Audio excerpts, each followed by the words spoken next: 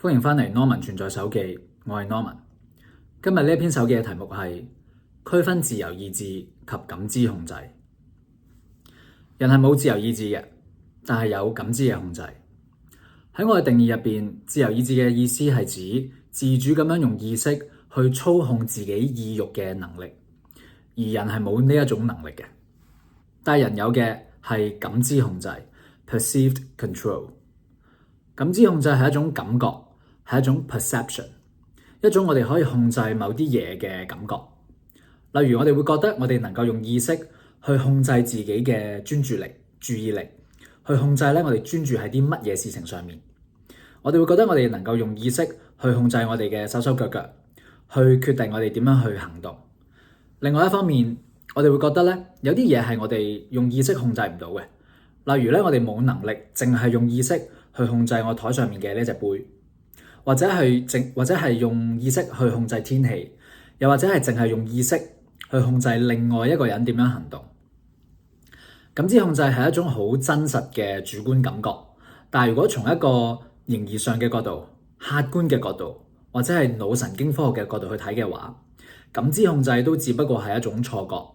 雖然我哋有感知控制，有一種我哋可以用意識去控制某啲嘢嘅感覺，但其實真正控制緊嘅並唔係我哋嘅意識，而係過去所有發生過嘅事情。過去所有發生過嘅事情會決定咗我哋每一個當下大腦入邊嘅電子化學反應，而呢一啲嘅電子化學反應會決定咗我哋每一個當下有啲咩嘅意欲，會專注啲乜嘢，同埋會做啲乜嘢。好啦，如果認同人係冇自由意志嘅，認同感知控制都只不過係一種感覺，係一種錯覺，咁樣嘅話，同我哋嘅生活有咩關係呢？喺我繼續講落去之前，如果你中意呢一篇手記嘅內容，又想支持呢個 channel 嘅持續獨立運作嘅話，你可以 like 呢一條片啦 ，subscribe 呢個 channel 啦，同埋根據你感受到嘅價值去 super thanks 我嘅創作。多謝你嘅支持。我哋繼續喺我嘅哲學立場裏邊，我會強調，雖然人嘅感知控制都只不過係一種錯覺，但係咁樣並唔影響我哋去體驗同埋享受呢一種嘅錯覺。就好似我哋睇小說、睇電影一樣，雖然我哋明知道嗰個情節係假噶啦，但係咁樣並唔影響我哋去享受嗰個嘅劇情。例如我睇少林足球，我知道少林足球嘅情節全部都係假嘅。少林功夫喺現實上係冇咁誇張嘅。阿周星馳邊有可能真係識得大力金剛腿啊？阿陸師弟咁肥，邊有可能真係，就算佢唔係咁肥都好啦，佢邊有可能真係識得呢個輕功水上漂呢？但係呢一個嘅認知並唔影響我去體驗同埋享受呢一套電影。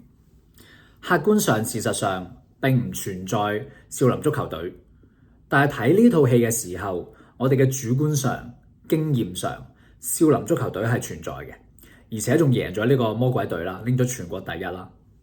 同樣地，客觀上、現實上，人係冇真正嘅控制嘅，但係作為人類存在嘅我哋，喺主觀上同埋經驗上係有一種可以控制某啲嘢嘅感覺。人係可以喺客觀層面上面接受人並冇真正嘅控制，同時喺主觀層面上面繼續去體驗同埋享受呢一種感知控制嘅錯覺。喺討論人嘅自由意志、選擇同埋決定嘅時候，要清楚意識到主觀、客觀同埋主觀嘅呢兩個層面。喺日常生活裏邊，我哋用選擇、決定或者有冇得揀嘅呢啲字眼嘅時候，通常淨係落喺主觀層面已經夠噶啦。但係當討論到哲學或者係神學嘅時候，我哋就不得不討論埋客觀嘅層面。好啦，去翻生活層面嗰度啦，有好多生活嘅智慧都係同我哋點樣用我哋嘅注意力有關嘅。例如係冥想嘅時候，我哋會要專注喺我哋嘅呼吸，唔好俾思緒帶走。又例如喺日常生活裏邊，我哋要多啲專注生命裏邊嘅好嘅嘢、正面嘅嘢，要多啲去練習感恩。又再例如，斯多葛主義會話，人要專注喺嗰啲我哋能夠控制嘅事情上面，而唔係嗰啲我哋控制唔到嘅事情上面。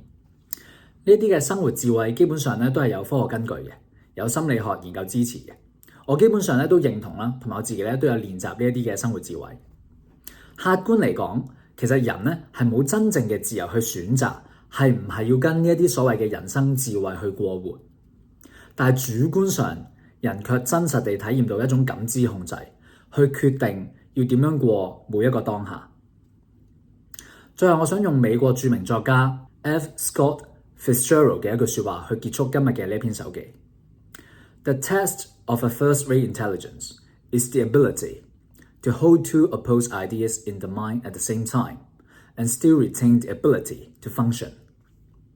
檢驗一流智力嘅標準，就是看能否在頭腦中同時存在兩個相反的想法，還能維持正常運作的能力。今日呢篇 Norman 存在手記就到呢度啦。你有咩感受同埋諗法呢？留言講低啊！同埋記得分享呢篇手記俾你身邊能夠從中獲取價值嘅人。你嘅分享可以幫助呢個 channel 成長，亦都可以為你身邊嘅人帶嚟價值。感謝你嘅支持。